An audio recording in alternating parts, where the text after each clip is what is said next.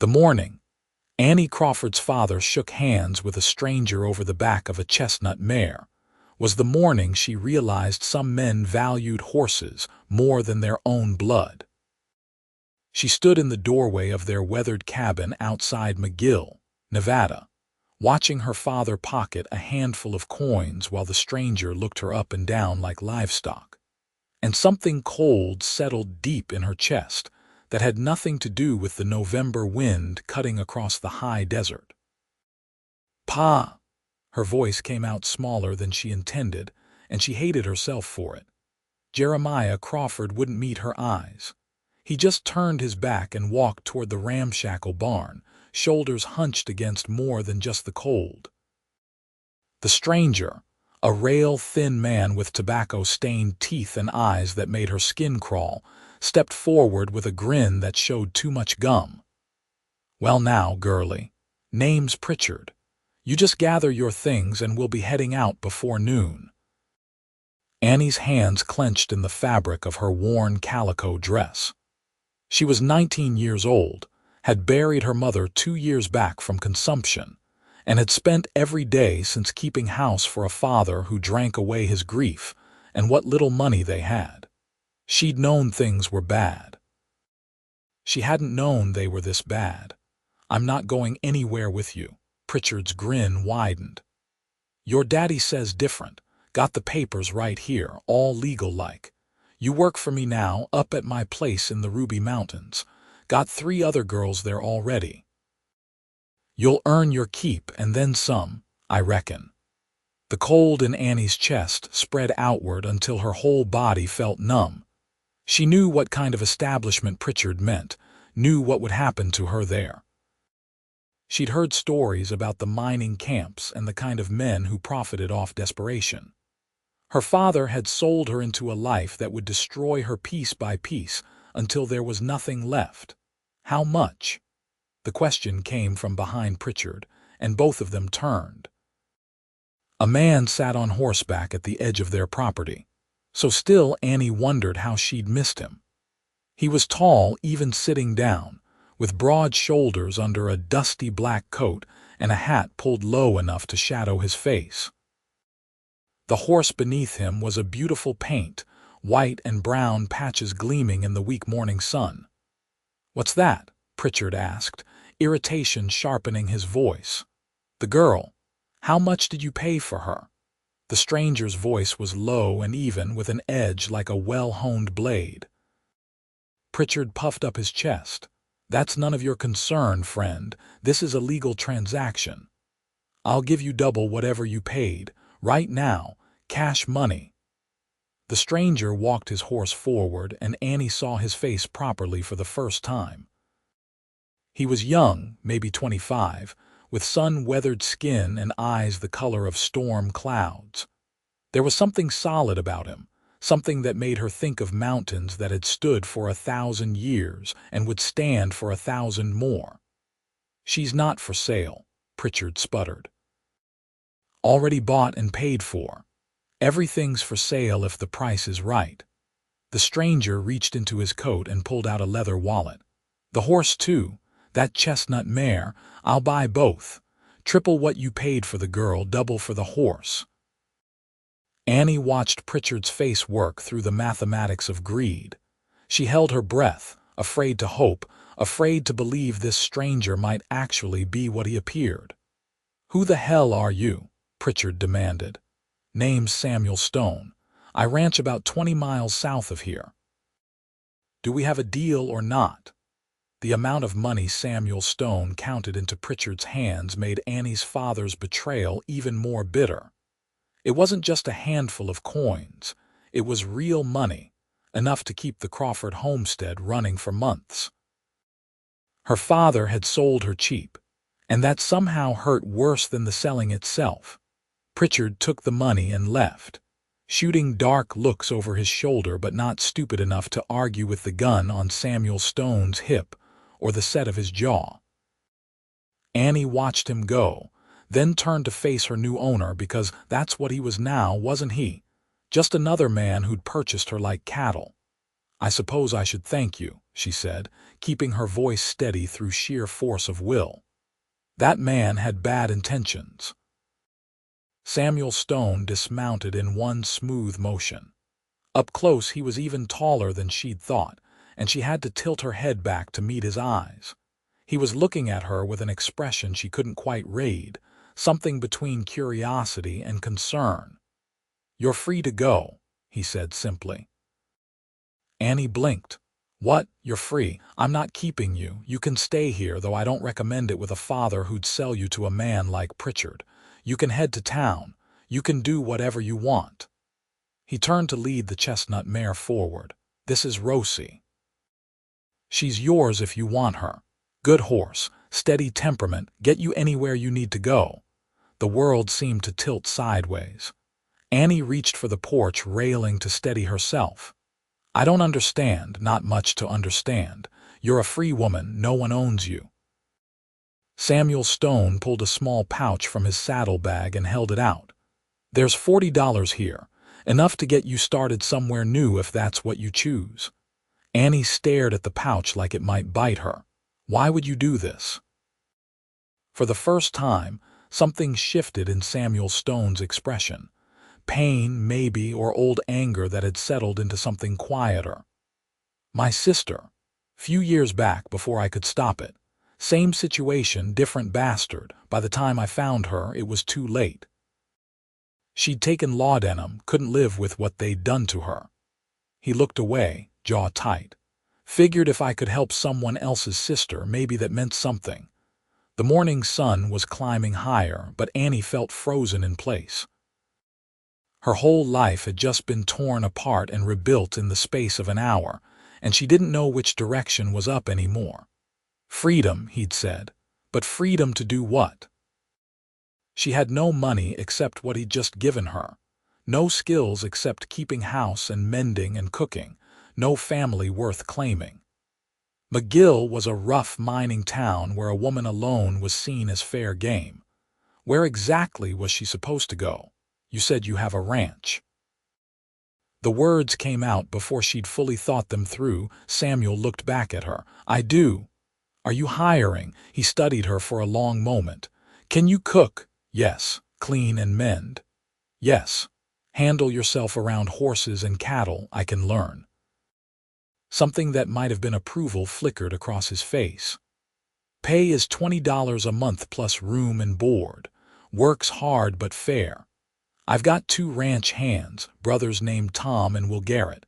Good men, but I'll have a talk with them about respecting boundaries. You'd have your own room in the house, door with a lock. You can leave any time you want for any reason. Deal." Annie looked at the pouch of money in his outstretched hand, then at Rosie's gentle brown eyes, then at the cabin where her father hadn't even had the courage to say goodbye. She thought about the fork in the road her life had become, how an hour ago she'd been facing horror, and now she was facing something else entirely. Something that might be hope if she was brave enough to reach for it. "Deal," she said, and took the money. They left within the hour. Annie packed her few belongings in an old carpet bag, her mother's Bible and her grandmother's wedding ring and 3 worn dresses and not much else worth taking. Her father never came out of the barn. She was glad. If she saw him again, she might say things that couldn't be unsaid, or worse, she might cry. And she'd be damned if she'd waste tears on a man who'd valued her less than a horse. Samuel helped her onto Rosie's back, showed her how to hold the reins properly, and they headed south across the high desert with his paint horse setting an easy pace. November in Nevada meant cold mornings and colder nights, but the afternoon sun was warm enough on Annie's back. The landscape rolled out around them in shades of brown and gray and purple, sagebrush and rocky outcrops and mountains in the distance that looked like they'd been cut from slate and placed against the sky. "You ever ridden before?" Samuel asked after they'd gone a few miles in silence. "Not much. My father had a mule, but he sold it last spring. Rosie's good for beginners. Just sit easy and she'll take care of you." He glanced over at her. You got family anywhere else? Anyone who might take you in? No. My mother had a sister in California, but she died of fever before I was born. My father's people disowned him when he moved west. It's just been him and me since Ma passed. Samuel nodded slowly. Hard thing losing your mother. Hard thing losing your sister, Annie said quietly. They didn't talk much after that, but the silence wasn't uncomfortable. Annie was too busy taking in her surroundings and trying to process the surreal turn her life had taken. This morning she'd been facing a nightmare. Now she was riding across the Nevada desert with a stranger who'd bought her freedom and asked nothing in return except honest work. It seemed too good to be true, and experience had taught her that things that seemed too good usually were. The Stone Ranch appeared in the late afternoon, nestled in a valley with actual grass growing along a creek that cut through the property. Annie counted a good-sized house built from timber and stone, a large barn, several outbuildings and corrals holding maybe 30 head of cattle and a dozen horses. It was more substantial than she'd expected, a real working operation, not some hardscrabble homestead clinging to survival. Two men emerged from the barn as they rode up. Both were dark-haired and lean, one taller than the other, both wearing the practical clothes of working ranch hands. The taller one grinned when he saw Samuel. Boss, wondered where you'd gotten to. Who's this? Samuel dismounted and helped Annie down before answering. This is Annie Crawford. She'll be working here as housekeeper and cook. Annie, these are the Garrett brothers. Tom's the tall one, Will's the ugly one. We're twins, you jackass, Will said, but he was grinning. Then he turned to Annie and tipped his hat. Madam, welcome to the Stone Ranch. Don't let the boss work you too hard. Annie managed a small smile. Both brothers seemed friendly enough, open-faced and curious but not leering. That was something. Thank you. I'll try to earn my keep. Come on, Samuel said, leading her toward the house. I'll show you where everything is. The inside of the house was cleaner than Annie had expected for a bachelor establishment, but it had that particular emptiness that came from people existing in a space rather than living in it. The furniture was solid and practical. The floors were swept, but there were no curtains on the windows, no rugs to soften the rooms, no signs of comfort or care beyond basic function. Samuel showed her the kitchen first, a good-sized room with a cast-iron stove, a dry sink, shelves stocked with basic supplies, and a sturdy table. Then the main room with its fireplace and chairs. Upstairs were 4 bedrooms. Samuel pointed out his own room, then showed her to the one next to it. This was supposed to be a guest room, but I never got around to furnishing it proper. There's a bed and a chest of drawers. We can get you more if you need it. The room was small but clean, with a window overlooking the creek and the mountains beyond. The bed had a simple frame and a corn husk mattress. The chest of drawers looked handmade, and there was a hook on the back of the door for hanging clothes. Annie set down her carpetbag and turned to find Samuel watching her with that same unreadable expression from earlier. This is more than adequate, she said. Thank you, he nodded. I meant what I said about the lock. I'll install one tomorrow. In the meantime, you can prop a chair under the handle if it makes you feel safer. Annie swallowed past the sudden tightness in her throat. She hadn't expected him to think about things like that, to understand that trust wasn't something that came easy after what she'd been through today. I appreciate that. Supper's usually around 6. Nothing fancy, mostly whatever we can throw together. Tom's not bad at cooking beans and bacon, but anything beyond that is hit or miss. A brief smile crossed his face. If you're too tired tonight, don't worry about it. You've had a hell of a day. I'll cook, Annie said firmly. Sitting still meant thinking, and thinking meant dwelling on her father's betrayal, and the narrow escape she'd had, and all the terrifying what-ifs that crowded at the edges of her mind. Work was better. Work was purpose. Just show me where things are and I'll manage. Samuel studied her for a moment, then nodded.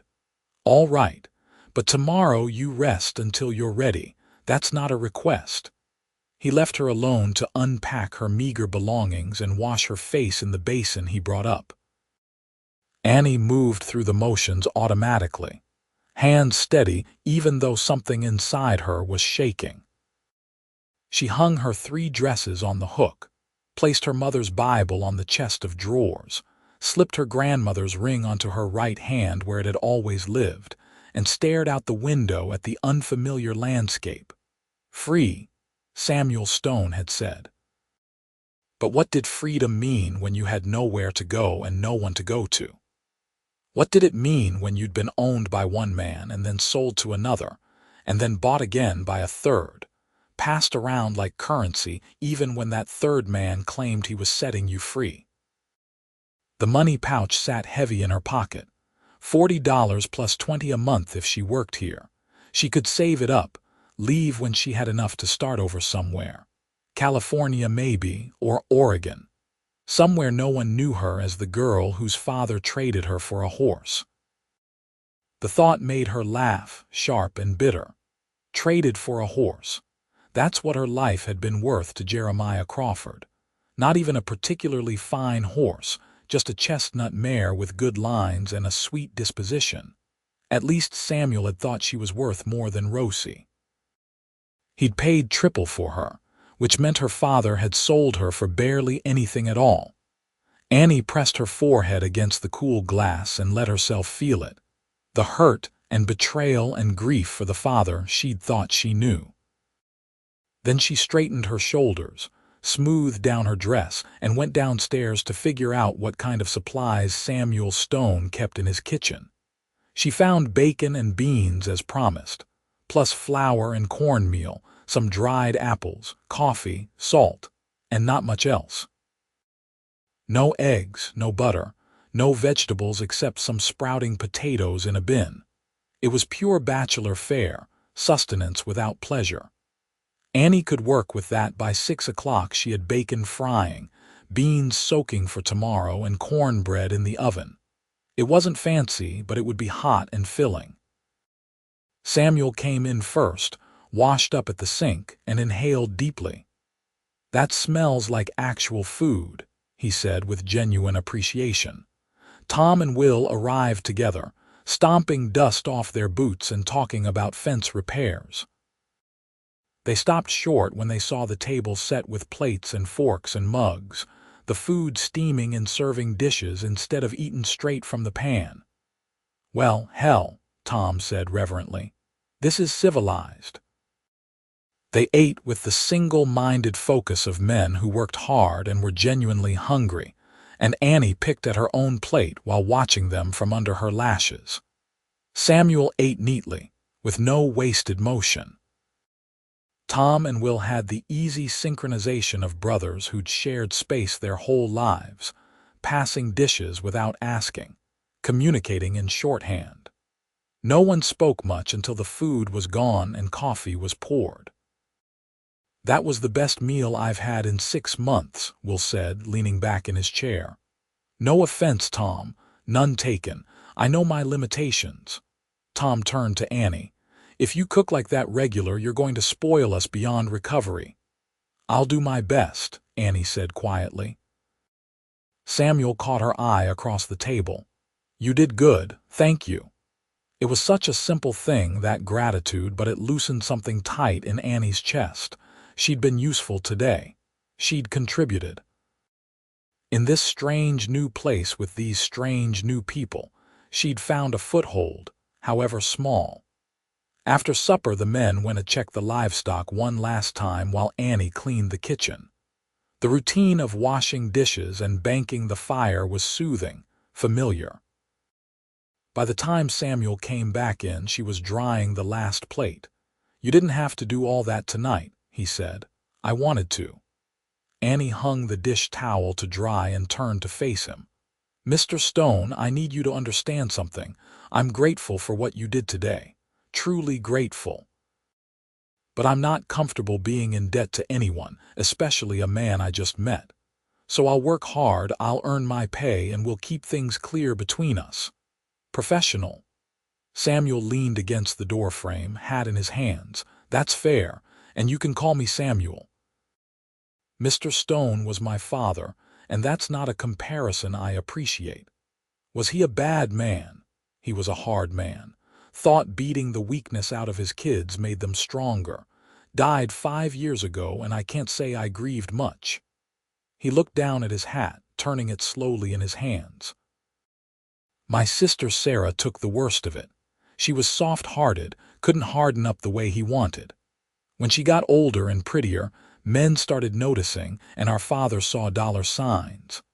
I was working a cattle drive when he made the deal. By the time I got back, she'd been at that place for 3 months.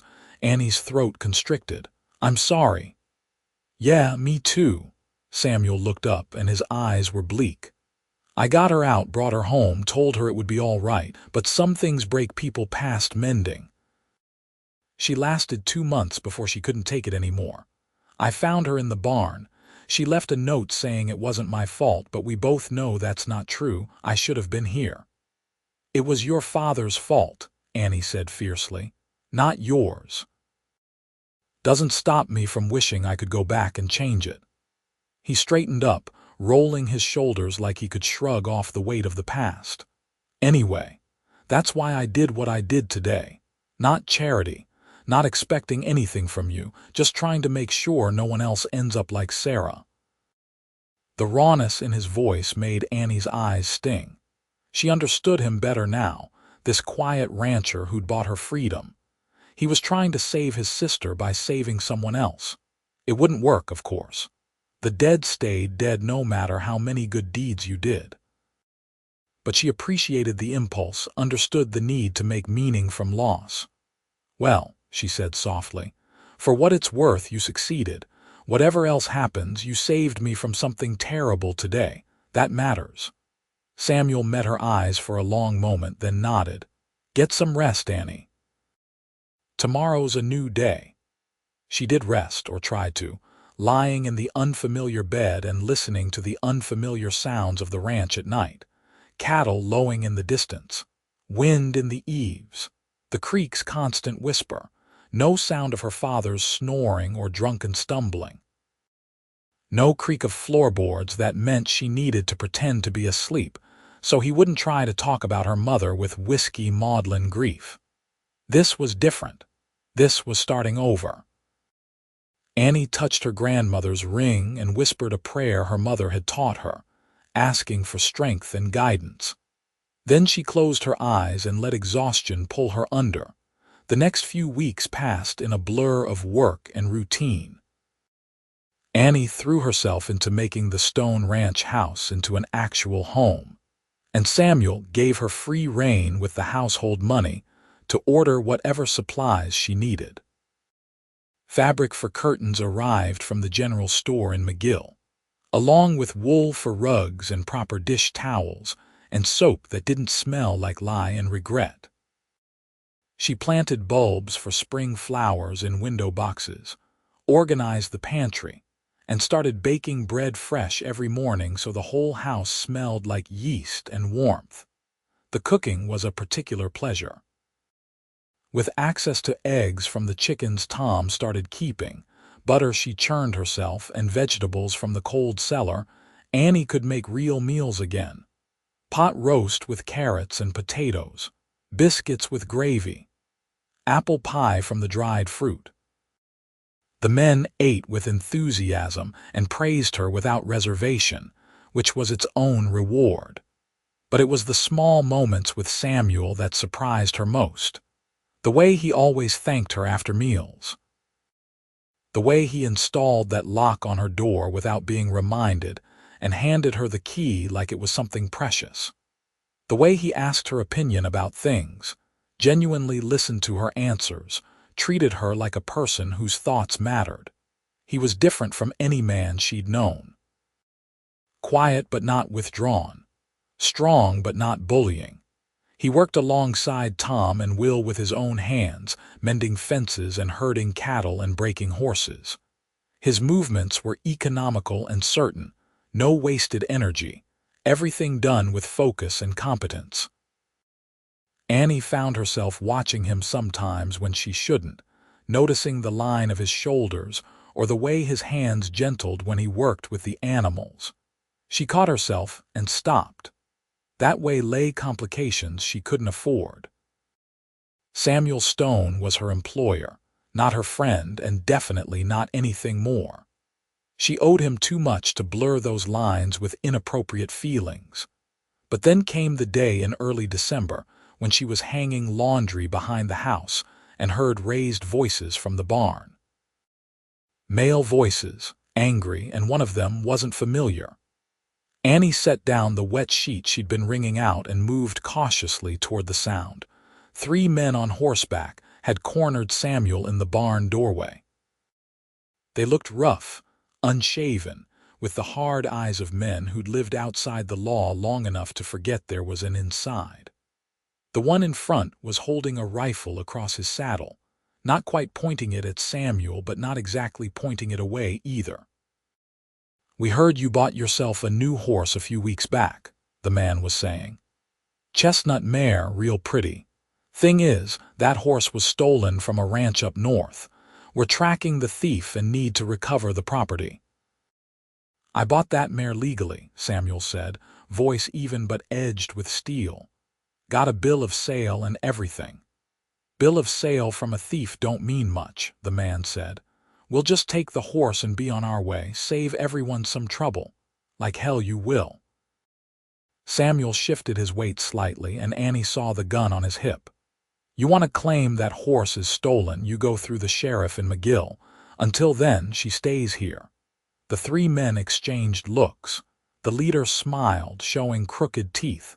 "That's not real friendly." "Don't need to be friendly. Need to be legal. Now get off my land." The tension ratcheted up another notch. Annie saw Tom and Will emerging from the far corral, saw them register the situation and start moving faster. Her heart was pounding. This could turn violent in a heartbeat. She needed to do something. Without thinking it through, she stepped out from behind the laundry line and called out in her brightest, most carrying voice, "Samuel, is everything all right? I've got lunch ready." All 4 men turned to look at her. Samuel's eyes widened fractionally, then he was moving, putting himself between Annie and the strangers with deliberate casualness. "Everything's fine," he said, loud enough for her to hear. Then to the men, quieter, "My housekeeper. You boys are making her nervous, and I don't appreciate that. Time for you to leave." The leader looked from Samuel to Annie to Tom and Will, who were now standing at ready angles with their own hands near their own guns. 3 against 3, and the strangers were on someone else's property. The math didn't favor them anymore. "We'll be taking this up with the sheriff," the leader said, already turning his horse. "This isn't over." They rode off, and Samuel waited until they were out of sight before turning to Annie. "That was either very brave or very stupid." "Probably both," Annie admitted. Her hands were shaking now that the danger had passed. They were going to start shooting. "Maybe." Samuel looked at her with something complicated in his expression. "Thank you. Quick thinking." Tom and Will joined them, both looking grim. "Those weren't horse thieves," Will said. "Those were Clancy's boys." "I know," Samuel said. "Who's Clancy?" Annie asked. "Runs a gang out of the Ruby Mountains. They rustle cattle, steal horses, rob the occasional stagecoach." Samuel's jaw was tight. "I didn't know the mare was stolen when I bought her from Pritchard. But even if I did, I wouldn't give her to Clancy. He'd run her to death or sell her for glue." "So what do we do?" Tom asked. "What I said. We go through the law. I'll ride to McGill tomorrow, talk to Sheriff Morrison, show him my bill of sale. If there's a rightful owner for Rosie, we'll sort it out proper." Samuel looked at Annie. "You should come with me. Stay in town for a few days while this settles. Clancy's boys might come back. Annie's first instinct was to refuse. She didn't run, didn't hide, but she also wasn't stupid. She'd seen the look in that man's eyes, and she knew what men like that did when they couldn't get what they wanted through intimidation. "All right," she said, "but I'm coming back once it's safe." "Wouldn't expect anything else," Samuel said, and the approval in his voice made warmth bloom in Annie's chest despite everything. They left for McGill at dawn the next morning, riding through cold desert air with their breath steaming. Annie had packed a small bag, and Samuel had his rifle in a saddle scabbard, the bill of sale for Rosie tucked in his coat pocket. The ride took 3 hours, plenty of time for Annie to reflect on how quickly she'd come to think of the Stone Ranch as home, how much she didn't want to lose it to outlaws and violence. McGill was bustling with activity when they arrived, the streets busy with freight wagons and miners and women doing their shopping. Samuel took them straight to the sheriff's office, a squat building near the center of town. Sheriff Morrison turned out to be a grizzled man in his 50s with shrewd eyes and a no-nonsense attitude. He listened to Samuel's story, examined the bill of sale, and grunted. "Clancy's been a thorn in my side for 2 years now.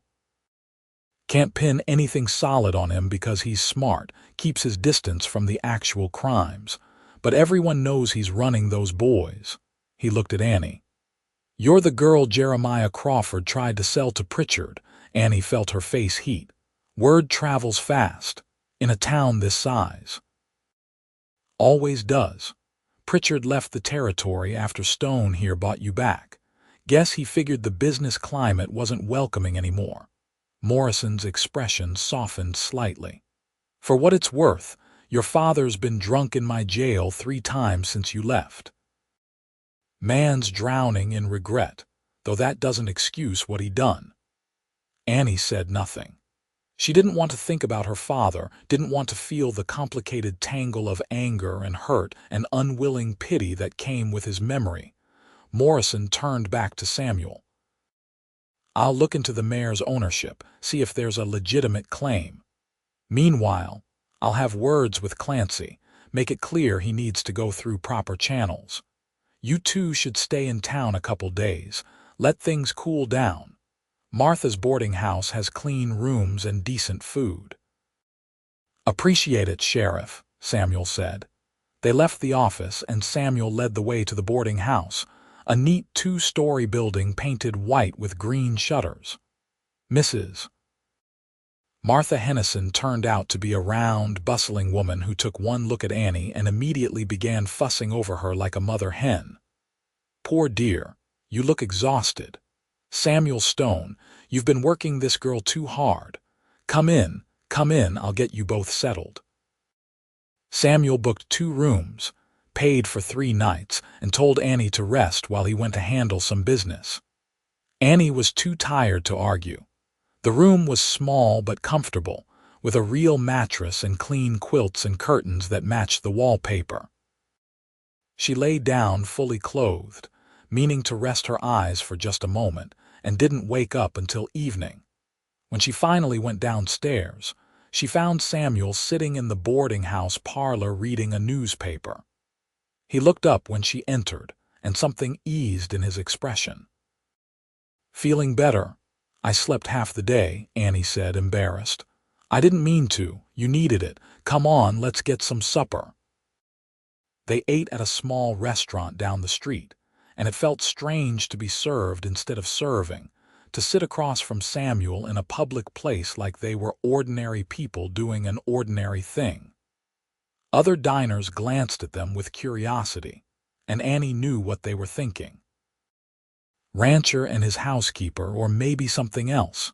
She kept her eyes on her plate and tried not to care. "The sheriff sent word," Samuel said over coffee. "He tracked down the original owner of Rosie, ranch up near Elko. They confirmed she was stolen about 3 months ago. But they also said if I bought her in good faith, I can keep her with proper compensation, $50. Annie's stomach sank. That was a lot of money, especially after what Samuel had already spent buying both her and the mare from Pritchard. That's not fair. You already paid for her once. Life's not fair. At least this way it's legal and Clancy doesn't get his hands on a good horse. Samuel shrugged. I'll pay the 50 and that'll be the end of it. I'll contribute, Annie said impulsively. I've got the 40 you gave me plus my first month's pay. No. The word was flat, absolute. That money's yours, I'm not taking it. But you spent so much on me already and now this, and it's not right that you should bear the whole cost when I'm the one riding Rosie. Samuel set down his coffee cup with deliberate care. Annie, listen to me. You don't owe me anything. Not gratitude, not money, not anything else. I did what I did because it was the right thing to do. That mare's my responsibility and I'll handle it. Your money stays yours. That's the end of the discussion. The intensity in his voice made her chest tight. She wanted to argue, wanted to insist, but she also recognized the stubborn set of his jaw. This was a man who'd made up his mind, and pushing would only insult them both. Thank you, she said quietly, for everything. Samuel's expression softened. You're welcome. Now finish your pie before it gets cold. Martha will be offended if we don't clean our plates. They spent 2 more days in McGill while Sheriff Morrison dealt with the legal details and sent word to Clancy to back off or face consequences. Annie helped Mrs. Hennison with cooking and cleaning to earn their keep, despite Samuel's protests that he'd already paid. The work was easy compared to ranch life, and Mrs. Hennison was cheerful company, full of gossip and stories about McGill's residents. Samuel Stone's a good man, she told Annie while they kneaded bread together. Known him since he was a boy. Took it hard when his sister died, blamed himself even though everyone knew it was that bastard father of his who caused it. He's been alone too long, if you ask me. Needs a good woman to share that ranch with. Annie kept her eyes on the dough. He seems content with how things are. Content's not the same as happy. Mrs. Hennison gave her a knowing look. You're good for him, I can tell. Saw the way he looks at you, like you're something precious he's afraid to break. He's my employer, Annie said firmly. That's all. Hum, Mrs. Hennison said in a tone that suggested she didn't believe a word of it. That evening, Samuel came back to the boarding house with news. Sheriff says we're clear. Clancy's been warned off and I've paid the compensation for Rosie. We can head back tomorrow if you're ready. I'm ready, Annie said immediately. She missed the ranch, missed the space and quiet and the work that made her feel useful. McGill was nice enough, but it wasn't home. They rode out at first light, retracing their path across the high desert. The morning was cold and clear, the sky that particular shade of blue that only happened in winter. Annie watched the landscape roll by and thought about what Mrs. Hennison had said about Samuel looking at her like she was precious. Was that true? And if it was, what did she feel about it? She'd been trying so hard not to think about Samuel as anything other than her employer, but the truth was slipping past her defenses bit by bit. She liked him. Liked his quiet strength and his dry humor, and the way he treated everyone with respect regardless of their station. Liked his hands when he worked with the horses, gentle and sure. Liked his face in the evening when the lamplight softened his weathered features, and she could see the young man he'd been before loss and responsibility hardened him.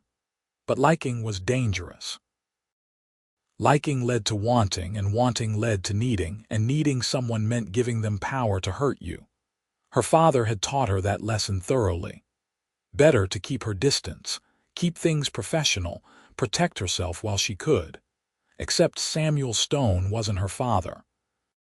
He'd proven that over and over in the month she'd known him. He'd bought her freedom, given her choices, treated her with a respect and kindness she hadn't known she was starving for until she had it. Maybe, just maybe, he was someone worth taking a risk on. The thought scared and exhilarated her in equal measure. They were about an hour from the ranch when Samuel suddenly reined in his paint horse, hand going to his rifle. Annie stopped Rosie beside him and followed his gaze. Smoke was rising in the distance, dark and thick, coming from exactly where the ranch should be. "No," Samuel breathed, and then he was urging his horse forward at a gallop. Annie followed, her heart in her throat. "Please let Tom and we'll be all right. Please let the house be standing. Please, please, please." They crested the last rise and the ranch came into view, and Annie's stomach dropped. The barn was burning. Flames licked at the roof and smoke poured from the open doors. Tom and Will were throwing buckets of water on the blaze while cattle milled in panicked confusion. The house looked untouched, but 3 men on horseback sat watching the scene from a safe distance. Even from here, Annie recognized the leader from a few days ago. Clancy's boys. Samuel didn't slow down. He rode straight at the men, rifle in hand, and Annie was right behind him. The outlaws saw them coming and wheeled their horses around, but not before the leader shouted something Annie couldn't hear over the roar of the fire. By the time they reached the burning barn, the outlaws were gone and Tom was coughing hard from the smoke. Samuel vaulted off his horse and grabbed a bucket. "How bad?" "Started maybe 20 minutes ago," Will gasped. "We got the horses out but lost most of the hay. Building's a loss." Annie slid off Rosie and ran to help, grabbing another bucket and joining the chain of people hauling water from the creek. The heat was intense, the smoke choking, but they worked together with desperate determination. By the time the fire was finally under control, the barn was a smoking ruin and all 4 of them were covered in soot and ash. Samuel stood staring at the wreckage, jaw clenched so tight Annie thought his teeth might crack. "Clancy," he said flatly. "Has to be," Tom agreed. "Send a message." Message received. Samuel turned away from the barn, and the fury in his eyes was like nothing Annie had seen before. This was a man who'd been pushed past his limit, and something dangerous had been unleashed. "I'm riding to McGill. Filing charges. Sheriff can't ignore this." "I'm coming with you," Annie said immediately. "No, it's not safe."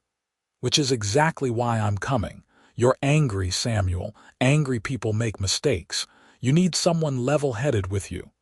Samuel looked like he wanted to argue, but Will cut in. "She's right, boss. Take Annie. Tom and I can handle things here." So they rode back to McGill that same day, pushing the horses harder than was wise, arriving dusty and exhausted just as the sun was setting. Sheriff Morrison took one look at their soot-stained clothes and Samuel's expression, and ushered them into his office with grim efficiency. Samuel told the story in short, clipped sentences.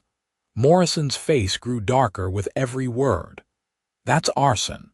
That's a hanging offense if I can prove it." "Then prove it," Samuel said, "because if you don't, I will, and I won't be using a courtroom." "Sam," the sheriff's voice was sharp, "don't do anything stupid. I'll bring Clancy and his boys in for questioning. I'll make this stick, but you have to let the law work." "The law let my sister die," Samuel said, and his voice was raw with old pain and fresh rage. "The law didn't stop my father from selling her. The law didn't save her when she needed it. Why should I trust it now?" Annie reached out and took his hand without thinking.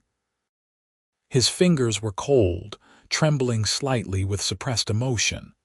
"Because you're not like them," she said quietly. "You're not like Clancy or Pritchard or your father. You're better than that. Don't let them drag you down to their level." Samuel looked at their joined hands like he'd never seen such a thing before. Then he closed his eyes and took a shuddering breath. All right, we do it legal. But Morrison, if you don't make this stick, I can't promise I'll stay civilized." "Fair enough," the sheriff said. "Now both of you go get cleaned up and get some rest. I'll start working on this tonight." They stumbled back to Mrs. Hennison's boarding house, where the kind woman took one look at them and immediately started heating water for baths. Annie scrubbed the smoke and ash from her skin and hair, changed into clean clothes, and felt like a human being again. When she came downstairs, Samuel was sitting at the kitchen table with his head in his hands. Mrs. Hennison was making tea. She saw Annie and tilted her head toward Samuel. "He won't talk to me. Maybe you'll have better luck." Annie sat down beside him and touched his shoulder gently. "Samuel."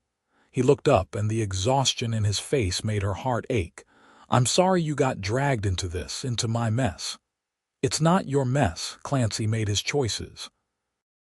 "This is on him, not you. He burned my barn because I wouldn't let him steal my horse, because I stood up to him. How many people are going to get hurt because of my pride? It's not pride to protect what's yours. It's not pride to refuse to let bullies win." Annie squeezed his shoulder. "You did the right thing, Samuel. Every step of the way. Don't doubt that now." He covered her hand with his own, and they sat like that for a long moment, drawing strength from the simple contact. Mrs. Hennison quietly served tea and then disappeared to give them privacy. "Why do you believe in me?" Samuel asked finally. "You barely know me." "I know enough. I know you bought my freedom when you didn't have to. I know you treat everyone with respect. I know you work hard and you're fair and you're trying to be better than your father was." Annie hesitated, then added softly, "I know you're a good man, Samuel Stone, maybe the best I've ever met." He turned to look at her fully, and something shifted in the air between them. The kitchen felt smaller suddenly, warmer. Annie was intensely aware of every place they were touching, the heat of his palm on her hand, the solid strength of his shoulder under her fingers.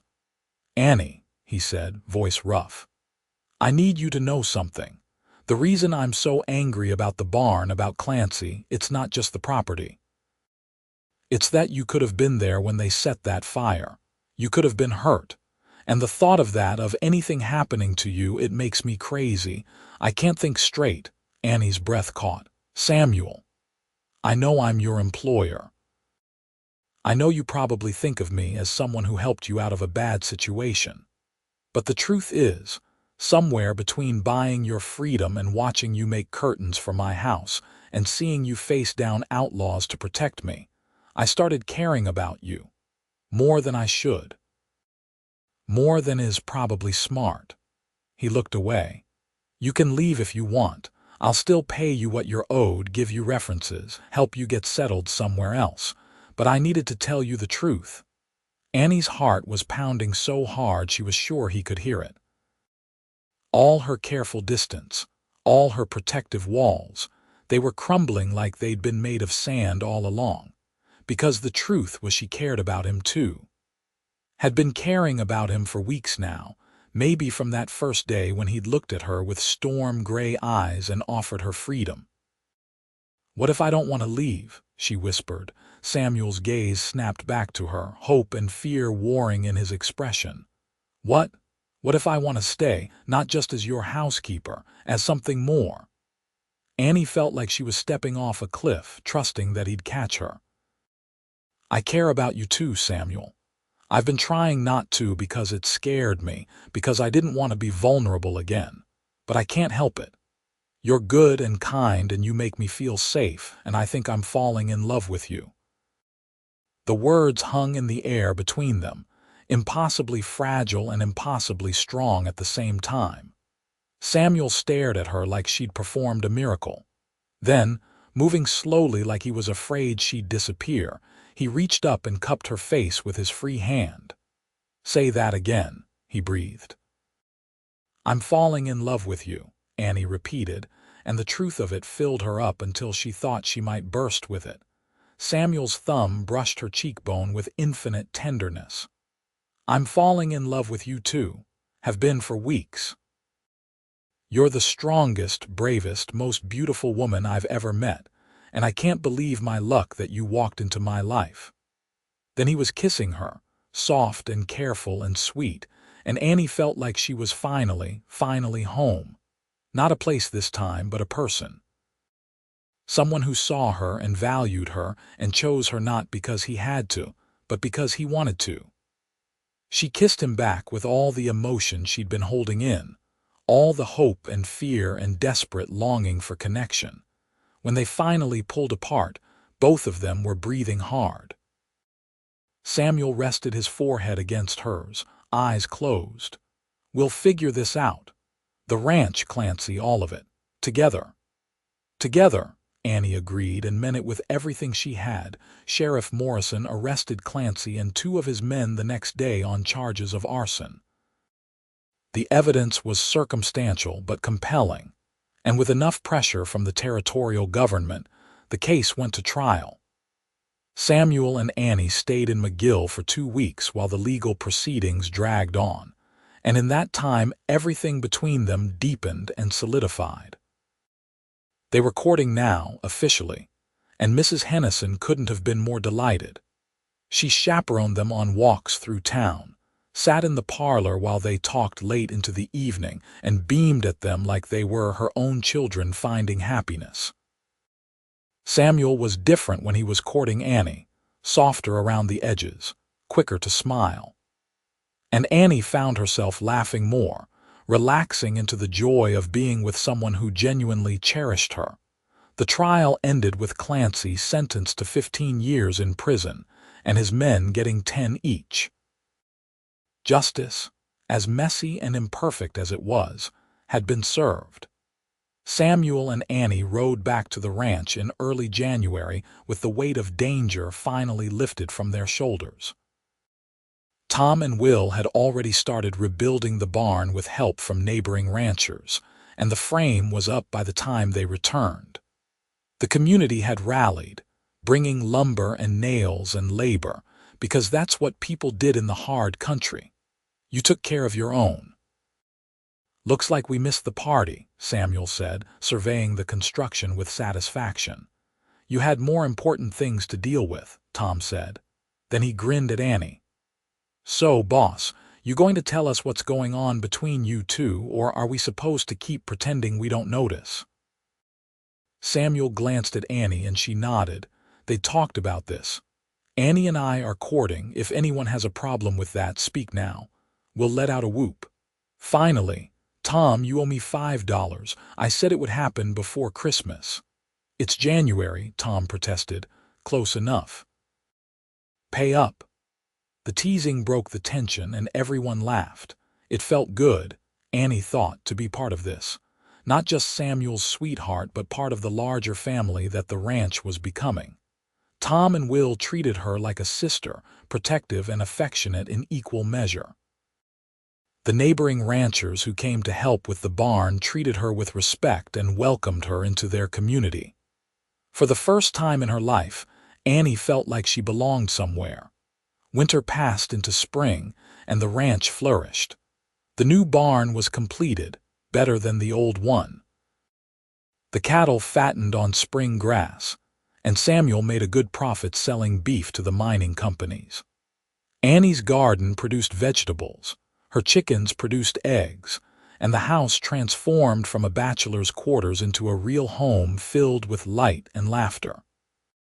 Samuel courted her properly, with flowers picked from the meadow and compliments that made her blush and stolen kisses when they thought no one was looking. He took her riding through the hills and showed her the beauty of the Nevada landscape, the wild horses running free and the eagles soaring overhead. He talked to her about his dreams for the ranch, about expanding the herd and maybe raising horses alongside the cattle, and he listened when she talked about her own dreams, hesitant and half-formed as they were. "I always wanted to teach," Annie admitted one evening as they sat on the porch watching the sunset. "When I was a girl, before my mother got sick, I thought maybe I could go to normal school, become a teacher. But then Ma died and Pa fell apart, and that dream seemed foolish." "It's not foolish," Samuel said firmly. "McGill's school needs a good teacher. The current one is about 100 years old and falls asleep during lessons." Annie laughed.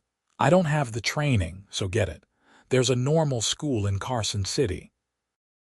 You could go for a year, come back certified. He took her hand. I'd wait for you, Annie, however long it took. The offer staggered her. You'd really support that? I want you to be happy. If teaching makes you happy, then that's what you should do. Samuel raised her hand to his lips and kissed her knuckles. I fell in love with a woman who's strong and smart and capable. I'm not going to try to make you into something smaller just because it's more convenient for me. Annie's eyes stung with sudden tears. I love you so much.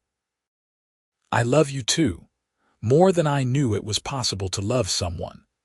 In May, on a warm afternoon with wildflowers blooming across the valley, Samuel took Annie riding to a spot overlooking the ranch. The view was spectacular, the whole property spread out below them like a patchwork quilt of green and brown. He helped her down from Rosie and then, to her surprise, dropped to one knee. Annie Crawford, you walked into my life when I'd given up on ever finding happiness. You made my house a home. You stood beside me when things got dangerous. You taught me what it means to love someone not because they need saving, but because they're worth cherishing. He pulled a ring from his pocket, simple gold with a small diamond that caught the sunlight. I know we haven't been courting long by conventional standards, but I know my own heart, and I know I want to spend the rest of my life with you. Will you marry me? Annie couldn't speak past the lump in her throat. She nodded frantically, tears spilling down her cheeks, and Samuel's face split into the widest smile she'd ever seen on him. He slipped the ring onto her finger and it fit perfectly, like it had been made for her. Then he stood and pulled her into his arms and kissed her until she was dizzy with joy. Yes, she managed when they finally broke apart. Yes, yes, 1,000 times yes. They were married in June in the little church in McGill, with Sheriff Morrison giving Annie away since her father was nowhere to be found, and she wouldn't have asked him anyway. Mrs. Hennison cried through the whole ceremony. Tom and Will stood up as Samuel's best men. Half the town attended, filling the pews and spilling out into the churchyard because Samuel Stone was well liked, and people were curious about the woman who'd captured his heart. Annie wore a dress of cream-colored silk that Mrs. Hennison had helped her sew, with her grandmother's ring on her right hand and her new wedding ring on her left. She carried wildflowers from the ranch, and when she walked down the aisle and saw Samuel waiting for her at the altar, handsome in a new suit with his hair combed back and his eyes full of love, she knew she was exactly where she was supposed to be. The vows were traditional, the kiss was sweet, and when the preacher pronounced them man and wife, the congregation erupted in applause. They rode back to the ranch in a borrowed buggy decorated with ribbons, with Tom and Will racing alongside on horseback and whooping like fools. The wedding night was tender and awkward and wonderful, two people learning each other in the most intimate way possible. Samuel was patient, gentle, making sure Annie felt safe and cherished even when she was nervous. And Annie discovered that physical love with someone you trusted was nothing like the frightening thing she'd imagined when Pritchard had bought her. This was beautiful, a joining of bodies and hearts and souls that left her feeling complete. Afterward, lying in Samuel's arms with her head on his chest and his fingers tracing patterns on her shoulder, Annie thought about how far she'd come. 6 months ago, she'd been a terrified girl watching her father trade her away for a horse. Now she was a married woman, a rancher's wife, someone with purpose and agency and a future worth living. "What are you thinking about?" Samuel murmured. "How lucky I am," Annie said. "How you saved me." "We saved each other," Samuel corrected. "I was half alive before you came along." "You brought me back to life, Annie Stone." Annie Stone. She tried the name out silently and loved how it sounded. She'd been Annie Crawford, daughter of a man who didn't value her. Now she was Annie Stone, wife of a man who valued her more than anything.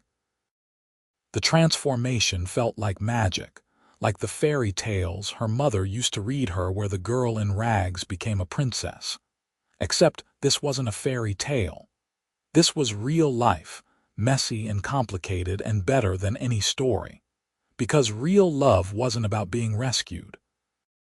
It was about two broken people choosing to heal together, building something new from their individual pieces. Summer settled over the ranch with long, hot days and cool nights. Annie threw herself into being a rancher's wife, which turned out to be harder work than being a housekeeper but infinitely more rewarding. She learned to help with the cattle, to ride fence lines checking for damage, to assist with branding and roundups. She still cooked and cleaned, but now it was for her own household, her own family. Tom and Will stayed on, and their presence made the ranch feel complete. They were brothers in all but blood now, the four of them working together toward shared goals. They hired another hand in the fall, a young man named Peter who was running from a bad situation in California and needed a fresh start. Samuel gave it to him without hesitation, the way he'd given Annie a fresh start, and Peter proved himself loyal and hardworking. In October, Annie discovered she was pregnant. She told Samuel one evening after dinner, nervous about his reaction even though she knew logically he'd be happy. He stared at her for a long moment, then let out a shout of pure joy and swept her into his arms, spinning her around until she was laughing and dizzy. "We're going to have a baby," he kept saying, wonder in his voice. "Annie, we're going to be parents." "We are," she confirmed, and the happiness in her chest was almost painful in its intensity. Samuel became impossibly protective after that, trying to keep Annie from doing any heavy work. She had to firmly establish boundaries, reminding him that pregnant women had been doing ranch work since the dawn of time, and she wasn't fragile. But she appreciated the concern, the way he looked at her like she was something miraculous. The baby, a daughter, was born in May of 1884 on a warm spring morning with Mrs. Hennison serving as midwife and Samuel pacing anxiously downstairs. The labor was hard, painful in ways Annie hadn't imagined, but when they placed her daughter in her arms and she saw that tiny perfect face, she understood what people meant when they talked about love at first sight. "She's beautiful," Samuel breathed, looking at his daughter with awe. "She's perfect. Sarah," Annie said softly, "we should name her Sarah after your sister." Samuel's eyes filled with tears. He nodded wordlessly and pressed his lips to Annie's forehead.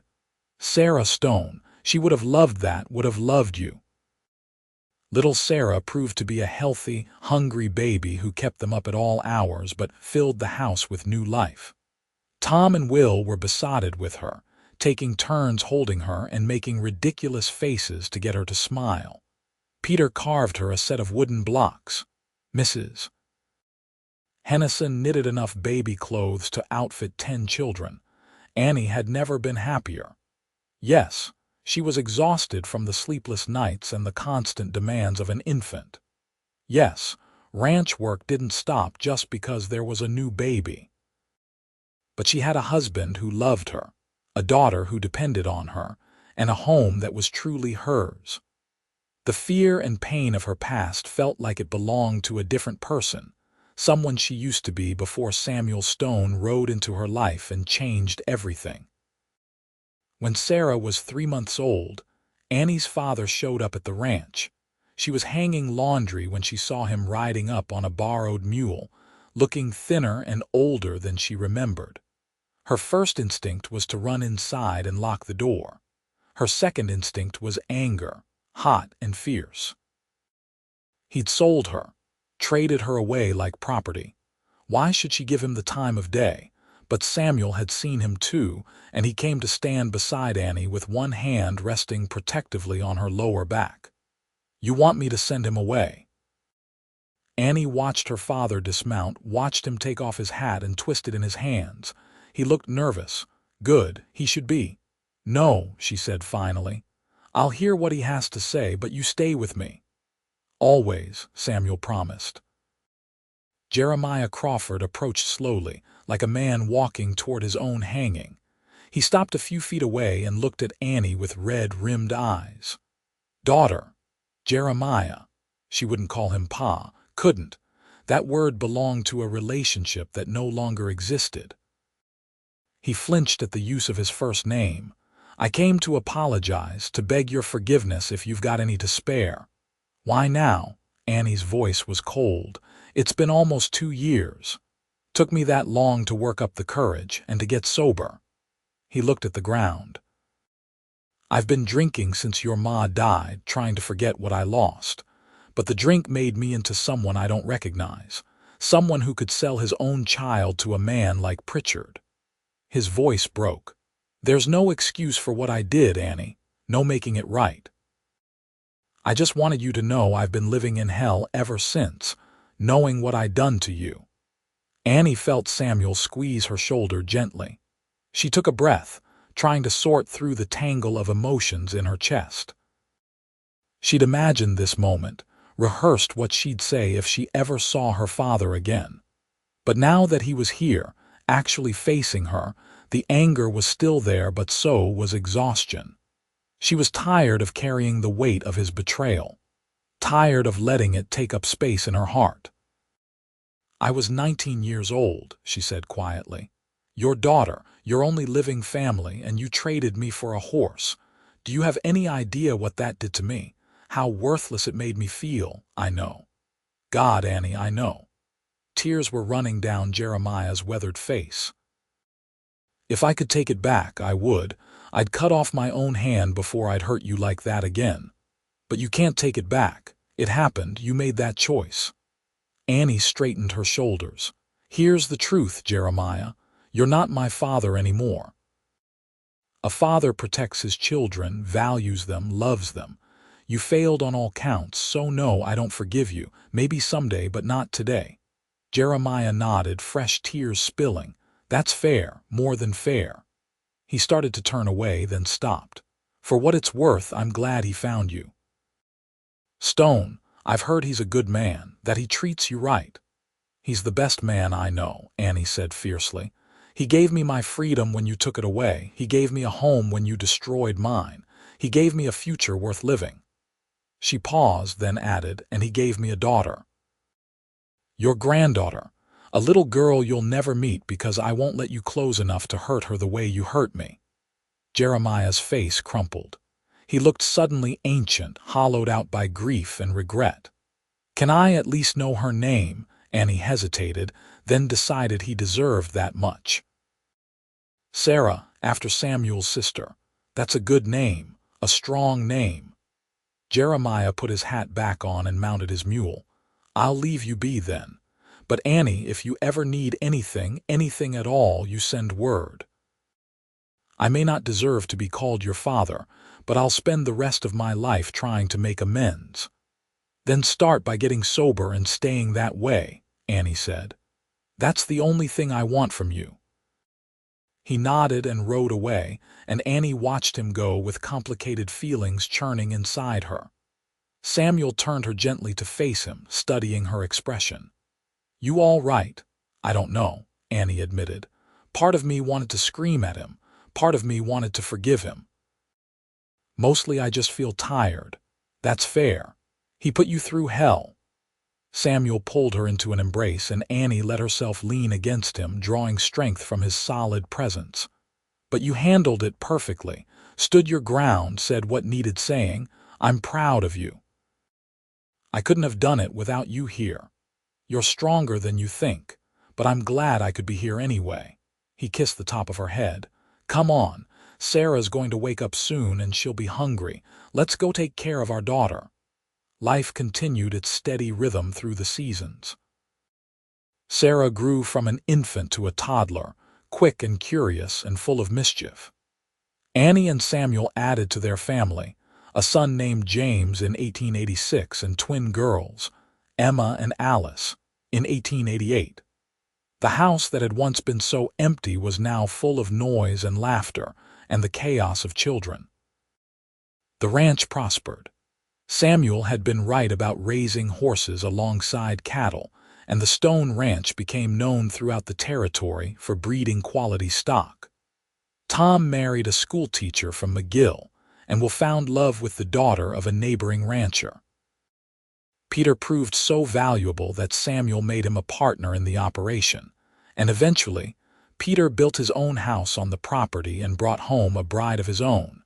Annie never did go to normal school in Carson City.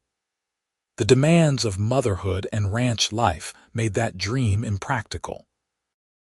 But when McGill's elderly schoolteacher finally retired, Annie volunteered to teach the basics to the ranch children and any neighbors who wanted to send their kids.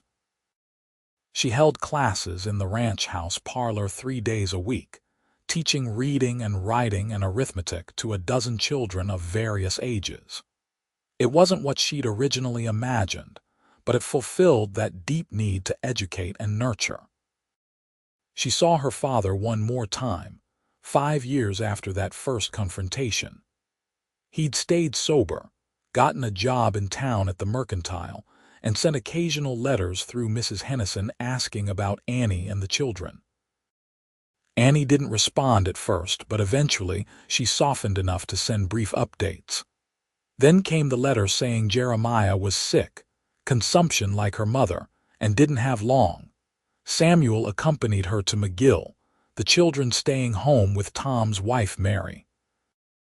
They found Jeremiah in a clean boarding house room, thin and pale but with clear eyes that held no trace of alcohol.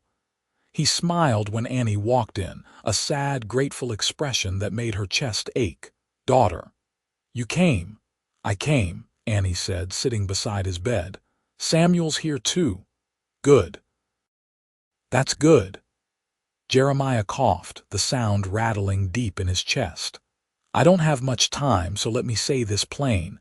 I'm sorry for all of it, for drinking away your mother's memory, for selling you when I should have protected you, for wasting the years I could have known my grandchildren. I'm sorry I was such a poor excuse for a father." Annie felt tears prick her eyes. "I know you are. I don't expect forgiveness. I don't deserve it, but I want you to know I'm grateful. Grateful Samuel Stone was there that day. Grateful you found happiness despite everything I'd done to try and destroy it." He reached out with a shaking hand, and after a moment's hesitation, Annie took it.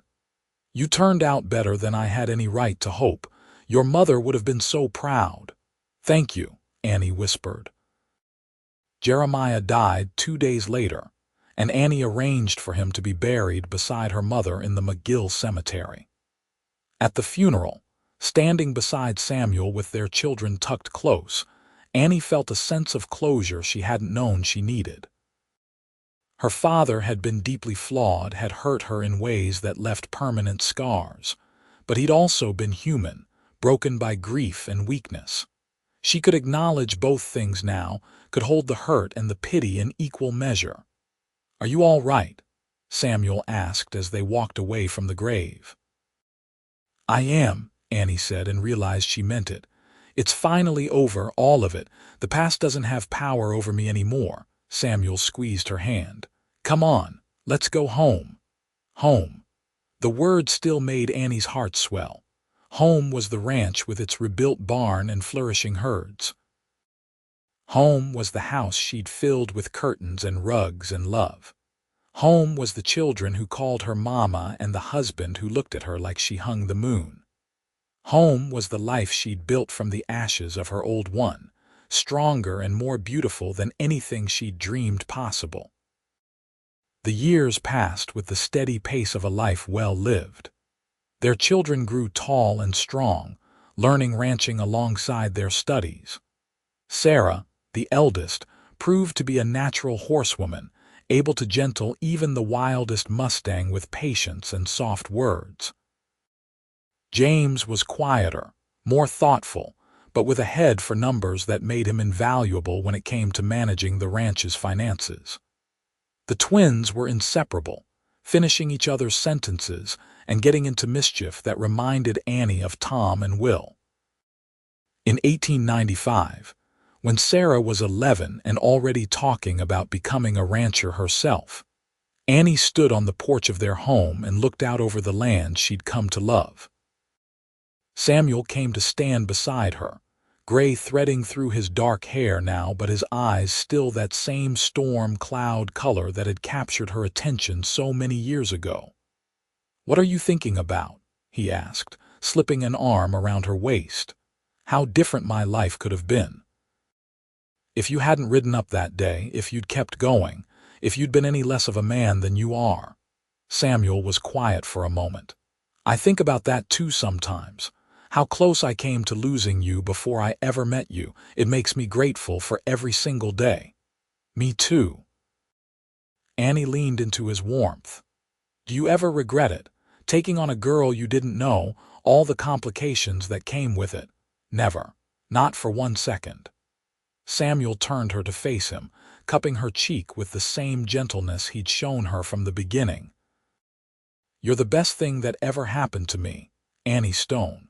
You and our children and this life we've built. I'd pay 1,000 times what I paid Pritchard if I had to do it over again." "I love you," Annie said, the words as true now as they'd been the first time she'd spoken them. "I love you too. Always have, always will."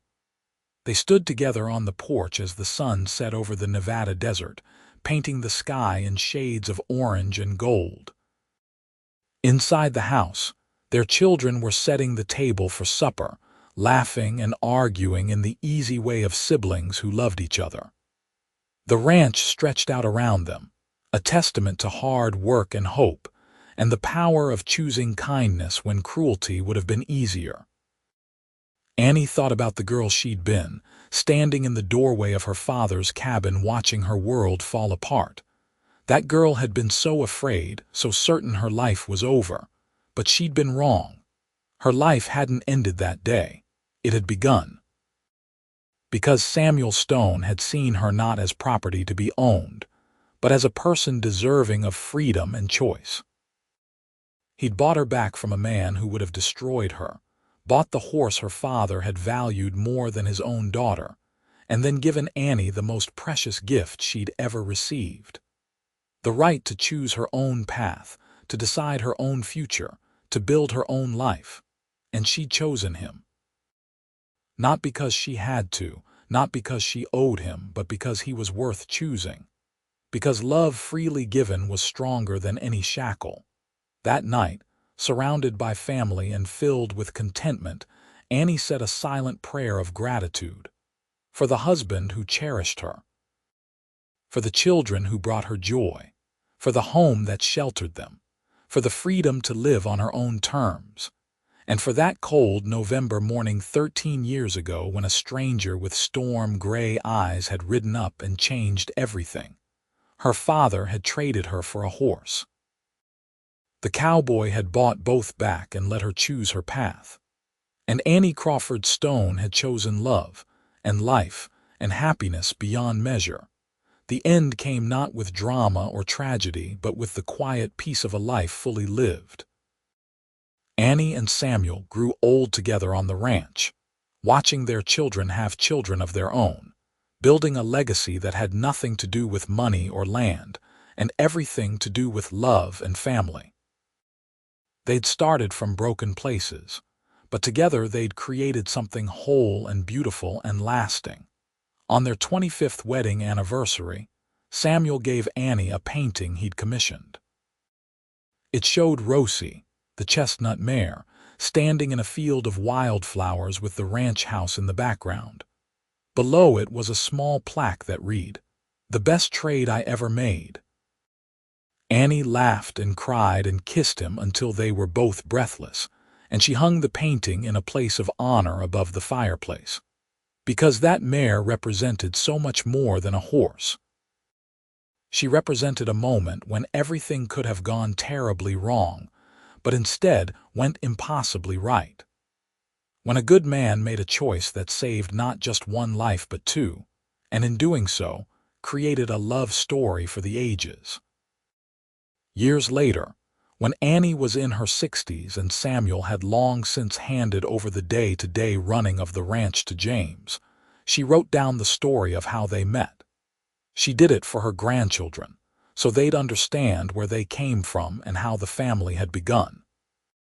She wrote about the betrayal and the fear and the stranger who'd appeared like something out of a dream to offer her freedom.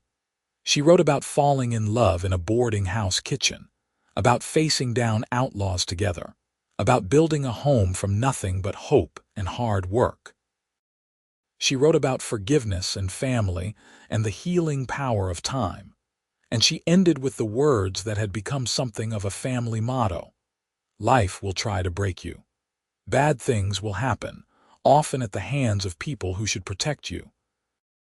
But if you're lucky enough to find someone who sees your worth when others don't, who offers you freedom instead of chains, who loves you not for what you can do for them but for who you are, then hold on to that person with everything you have. Choose love. Choose freedom. Choose the life that makes you happy. Because in the end, those choices are what matter most. Annie and Samuel Stone lived out their days surrounded by love, respected in their community and cherished by their family. They'd taken the worst thing that ever happened to them and transformed it into the best thing, proving that sometimes the darkest moments lead to the brightest futures. And if you ever traveled through McGill, Nevada in those days and asked about the Stone Ranch, people would smile and tell you the story. About a girl traded for a horse and a cowboy who bought both back. About freedom and choice and love that conquered all obstacles. About two broken people who found each other when they needed it most and built something beautiful together. It was, they'd say, the kind of love story that gave you hope.